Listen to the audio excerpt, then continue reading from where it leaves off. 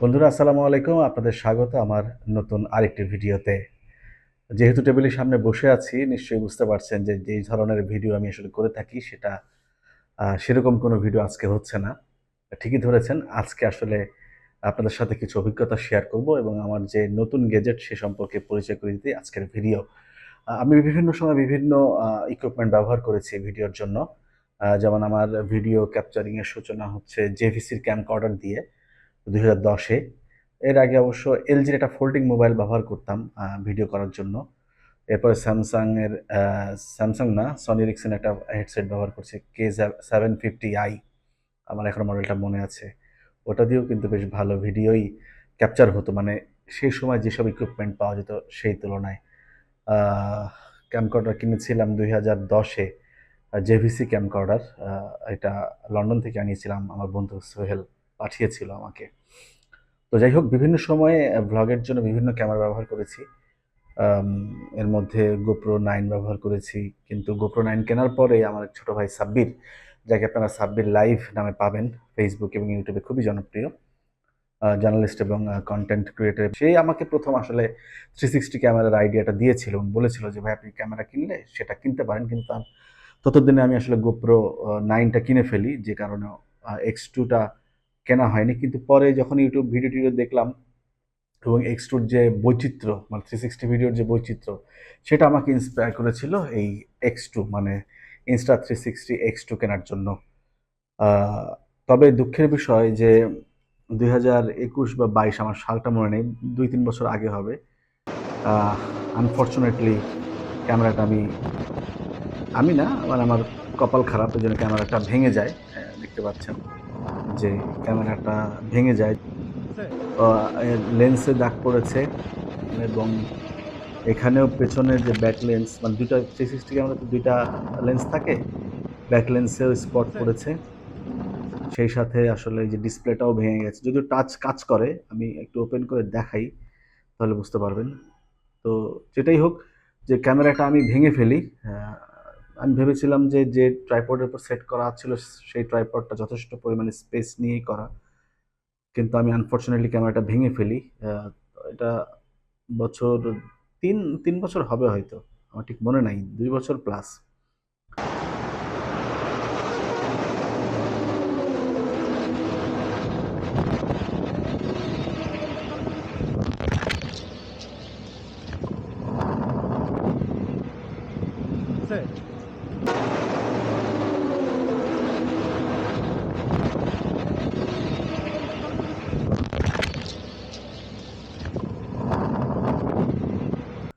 তো উম দেখতে পাচ্ছেন ক্যামেরাটা এখনো চালু আছে, তবে ডিসপ্লেটা ভেঙে গেছে এবং এখান দিয়েও ফেটে গেছে। দেখা যাচ্ছে, যে কারণে এর ওয়াটারপ্রুফিংটাও কাজ করে না। তো আমি ক্যামেরাটা ঠিক করতে চেয়েছিলাম, কিন্তু ঠিক করার জন্য যে খরচটা হবে, যা সময়টা লাগবে, এর চেয়ে বেটার কিছু টাকা জোড়া দিয়ে একটা নতুন ক্যামেরা কেনার। এর মাঝে X3 চলে আসে। কিন্তু X3 টা আমি কিনি নাই। আমি যেটা করেছিলাম যে কারণ এটাতে পোস্ট প্রোডাকশন এর কাজ অনেক বেশি 360 ক্যামেরা দিয়ে কাজ করতে গেলে। আ সো আমি চিন্তা করি যে ক্যামেরা যদি কিনি তাহলে একটা ভালো মানের মোবাইল ফোন কিনবো। মোবাইল ফোনের সাথে আ আমি যেটা করতে পারি সেটা হচ্ছে যে মোবাইল ফোনের সাথে মোবাইল ফোন দিয়ে ভিডিও করব। তাহলে আমার মোবাইল ফোনের কাজ হবে এবং ভিডিও কাজটাও হবে। তবে এর মাঝখানে আমি আ যে মোবাইলটা দিয়ে এখন ভিডিও করছি, যে জাস্ট এই ক্যামেরা, এই মোবাইলটা কিনি Moto H Plus। তবে এর স্ট্যাবিলাইজেশনটা খুব দুর্বল। এইজন্য আমি আরেকটা ক্যামেরা কিনি মাঝখান দিয়ে, Pocket 2। আমার বেশ কিছু ভিডিও Pocket 2 দিয়ে করা, বেশ কিছু। তবে Pocket 2 কিনতে যে আমি একটু ভুল করে ফেলি, সেটা হচ্ছে যে Pocket 2 আমি স্ট্যান্ডার্ড কিটটা কিনি, ক্রিয়েটর কম্বো না কিনে। তো যে কারণে এক্সটার্নাল মাইক্রোফোন ব্যবহার করার কোনো সুযোগ ওটাতে ছিল না। যদি এক্সটার্নাল মাইক্রোফোন ব্যবহার করতে হয় তাহলে আমাকে প্রায় $১২০-২৫ সমপরিমাণ, অর্থাৎ অলমোস্ট ১৫-১৬ হাজার টাকা দিয়ে একটা আলাদা ডঙ্গল কিনতে হতো, যেটাতে আ আমি এক্সটার্নাল মাইক্রোফোন ইউজ করতে পারতাম। হোয়াটএভার, যাই হোক, এখন যে প্রসঙ্গে এসেছি, যে X3 আসার পরে আমার সহকর্মী ইমরুল কাসের ইমন ইমরুল কাসেম ইমনকে আপনারা চিনে থাকবেন। তার এই নামেই তার ফেসবুকে মানে ইউটিউবে অ্যাকাউন্ট আছে, এবং ইমরুল কাসেম ইমন ট্রাভেল ব্লগ নামে একটি ফেসবুক পেজ আছে যেখানে তিনি ট্রাভেল ভিডিও দেন। উনি X3 কেনেন। X3 তার থেকে নিয়ে X3-র কিছু কাজ আমি করেছি। আমার যেমন চায়না ভিজিটের যে ভিডিওগুলো আপনারা দেখেছেন, তার সবগুলো কিন্তু X3 আর পকেট 2 তে করা, এবং Motorola Edge Plus-এও করা। তো অবশেষে মানে অনেক মানে চাচ্ছিলাম যে একটা ক্যামেরা কিনি, কিন্তু মানে পরে ঠিক করলাম যে এত টাকা পয়সা দিয়ে গেজেট কেনাটা আসলে ভায়াবল হবে না, কারণ আমি আসলে ওইভাবে রেগুলার ভিডিও দিতে পারি না বা দেই না। তারপরেও মনে করেন একটা শখ হলো যে কিনেই ফেলি। এই জন্য X2 চেঞ্জ হয়ে এখন আমার কাছে X3-র জন্য আমি কেনার মনোনিবেশ করি। কিন্তু যেহেতু ইমন ভাই তার ক্যামেরাটা আমাকে চাইলেই বলেছিলেন যে আপনি X3 কেনার দরকার নেই, আমি কিনি, আপনি যখন খুশি তখন ইউজ করেন। তো উনি যখন আমাকে X3 দিয়েছেন, এইজন্য আমি X3 কিনি নাই। পরে যখন X4 চলে আসলো, তখন আসলে আমি আমাকে রেজিস্ট করতে পারলাম না। তারপরও অনেক মানে একটু স্ট্রাগল করেছি। X4 বের হয়েছে তো বেশ কিছুদিন আগে। অলমোস্ট মনে হয় X5 ও চলে আসবে কিনা খুব কাছাকাছি সময়ে, গড নোজ। তারপরেও আমি X4 টা পারচেজ করলাম, এবং সেই X4 টাই আনবক্সিং ভিডিওতে আপনাদের স্বাগত জানাচ্ছি। অনেক কথা বলে ফেললাম। হোয়াটএভার। X4 ক্যামেরাটা গতকালকে আমি কিনেছি এটা। গতকাল ছিল ৩১ জানুয়ারি ২০২৫ রাতে আমি ক্যামেরাটা কিনি। আমি ভেবেছিলাম যে পুরোটা আনবক্সিং করব, কিন্তু লেন্স প্রোটেক্টর লাগানোর জন্য আর কি আমি ওটা ওখানেই খুলে ফেলি। তো লেন্স প্রোটেক্টরটা সবচেয়ে গুরুত্বপূর্ণ জিনিস X4 এর সাথে X2 বা X3 এর সংযোজনের পার্থক্য, যে কারণ এই লেন্স প্রোটেক্টর থাকলে আমার লেন্স ২ টা বাঁচত, এবং আমার এটা কিনেছিলাম ৩৭,৫০০ টাকা দিয়ে আমার যতটুকু মনে পড়ে। ৩৭,৫০০ টাকা ক্যামেরার দাম ছিল, আর ২৬০০ টাকা ছিল ইনভিজিবল সেলফি স্টিকের দাম। সবকিছু মিলিয়ে আর মেমোরি কার্ড সবকিছু মিলিয়ে অলমোস্ট ৪০,০০০ টাকার ইনভেস্টমেন্ট আমার পুরোটাই পানিতে, মানে ওয়াস্টেজ, একটা মাত্র প্রোটেক্টরের অভাবের কারণে। তো বন্ধুরা চলুন কথা না বাড়িয়ে X4 আনবক্সিং করা যাক। এটা হচ্ছে X2, মাঝখানে X3 বের হয়েছে, এবং X4।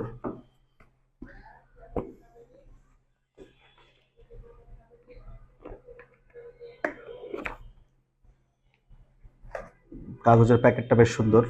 এটা আগেও এরকম ওদের প্যাকেটিংটা এরকম ছিল। এই যে এটা হচ্ছে X4। X3-র সাথে যদি পাশাপাশি রাখি, তাহলে আচ্ছা লেন্স প্রোটেক্টরটা খুলি, তারপরে কম্পেয়ারটা করি।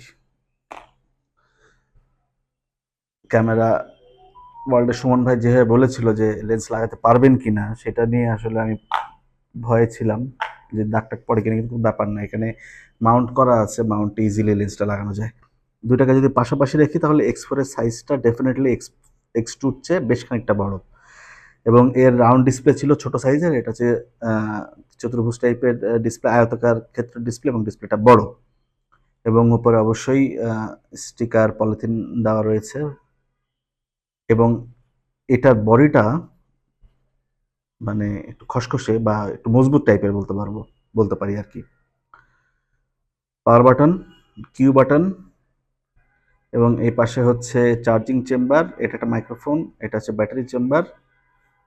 এটা একটা মাইক্রোফোন, এটা একটা মাইক্রোফোন, এটা একটা microphone,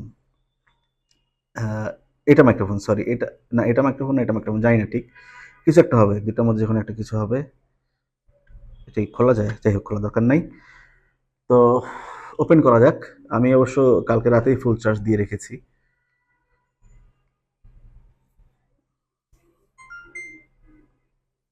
English, next. Please download Insta360 app in App Store, Google Camera to play, activate the camera. ওকে।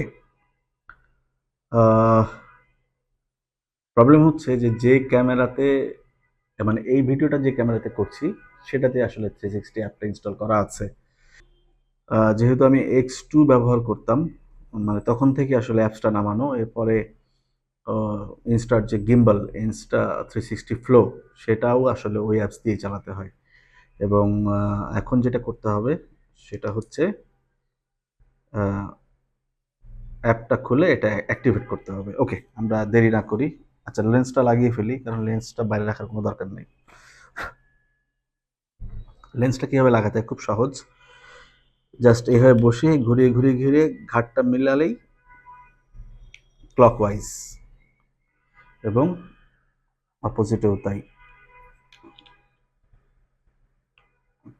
আর খুলতে হবে কাউন্টার ক্লকওয়াইজ। ওকে, তো আমরা গতকালকেই লেন্স প্রোটেক্টর লাগিয়ে নিয়েছি, যে কারণে দেখতে পাচ্ছেন যে লেন্স প্রোটেক্টর রয়েছে দুই পাশেই দুটো স্ট্যান্ডার্ড লেন্স প্রোটেক্টর। আচ্ছা, আর বক্সে কি কি আছে আমরা একটু দেখি, আমরা ক্যামেরাটা সামনে রাখছি। Insta360 app, video tutorials, user manual,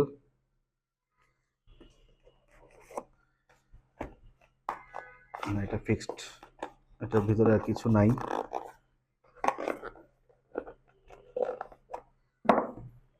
এই বক্সে কি দেওয়া আছে, এটা কিউআর কোড, আচ্ছা দেখা যাক।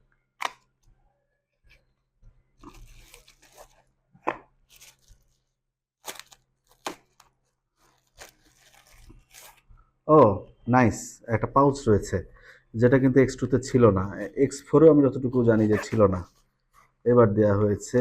পাউচের মধ্যে রয়েছে type C to type C cable, training cloth, এটা খুবই জরুরি জিনিস,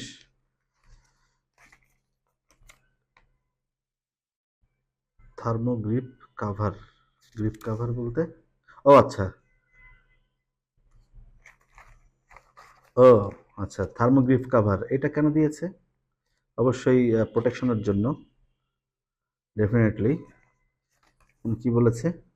install, finish, remove, precaution, install, remove the thermo grip cover carefully to ensure camera's lens are not scratched or damaged.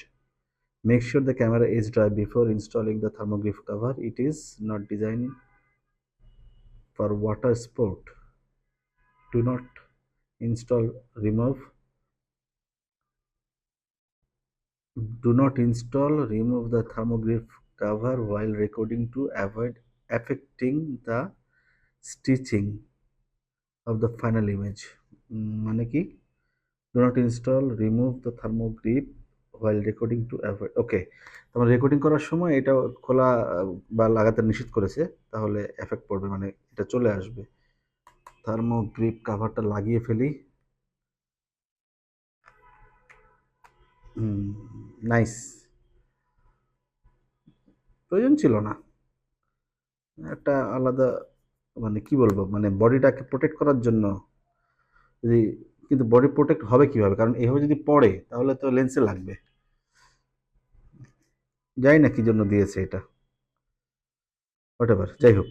মনে হয় এই যে এদিকে অনেক সময় ডাস্ট টাস্ট লাগে বা কিছু একটা, এই কারণে হয়তো। যাই হোক, একটা ভালো লেগেছে যে পাউচ দিয়ে, একটা পাউচ দিয়েছে,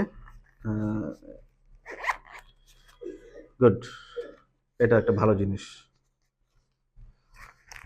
কেবলটা খুলবো না, কেবলটা থাকুক, কেননা আমার কাছে অনেকগুলো টাইপ সি কেবল রয়েছে, ভিআরের কেবল রয়েছে, ইনস্টা ফ্লোর কেবল রয়েছে। ওকে, আর কি আছে? এগুলো ডেফিনেটলি কাগজপত্র, user manual, warranty card, etcetera etcetera.